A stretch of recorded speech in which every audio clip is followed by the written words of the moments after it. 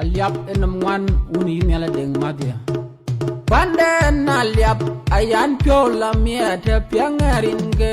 Undi tana menyenger bang enang baya kwe. Pande na aliap ayan piola miete piangarin ke. Undi timanyang ecapa bang enang baya rapu. Pande na aliap ayan piola miete piangarin ke. Undi tinyenger keng bang enang baya belo. Pande na aliap ayan piola miete piangarin ke. Undi tajole bon na jol nang baya ke.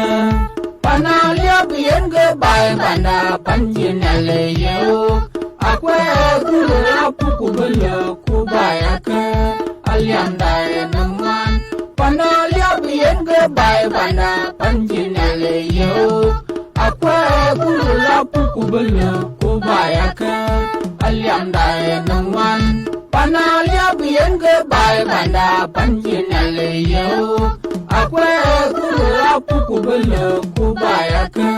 Alianda enaman.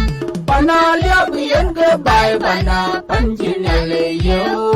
Akwe guru apuku belo kubaya ke. Alianda enaman. Ametui tuti kwamni majang di mana bayal ya pebanden de ju ametui tuti kwamni majang di mana bayal ya pebanden de ju ametui tuti kwamni majang di mana bayal ya pebanden de ju ametui tuti kwamni majang di mana bayal ya pebanden de ju ametui tuti kwamni majang di mana bayar panden de Panalia bien ke baya banda panjinale yo.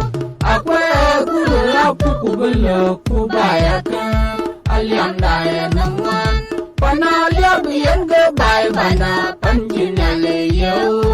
Akwe guru apuku belo kubaya ke. Alianda enaman. Panalia bien ke baya banda panjinale yo.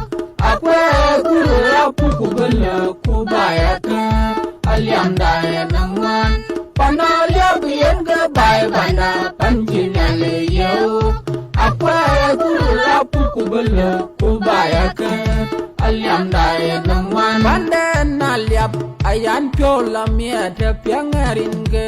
Undi tana menyenger bang enang baya kwe. Pande na liap ayan piola miete piangarin ke. Undi timanyang ecapa bang enang baya rapu. Pande na liap ayan piola miete piangarin ke. Undi tinyenger keng bang enang baya belo. Pande na liap ayan piola miete piangarin ke. Undi tajole bon na jol nang baya ke. Panalia bien ke baya banda panjinale yo. Akwe guru apuku belo kubaya ke. Alianda enaman. Panalia bien ke baya banda panjinale yo. Akwe guru apuku belo kubaya ke. Alianda enaman. Panalia bien ke baya banda panjinale yo. Akwe guru apuku belo kubaya ke. Alianda enaman. Panalia bien ke baya banda panjinale yo. Akwe guru apuku belo kubaya ke.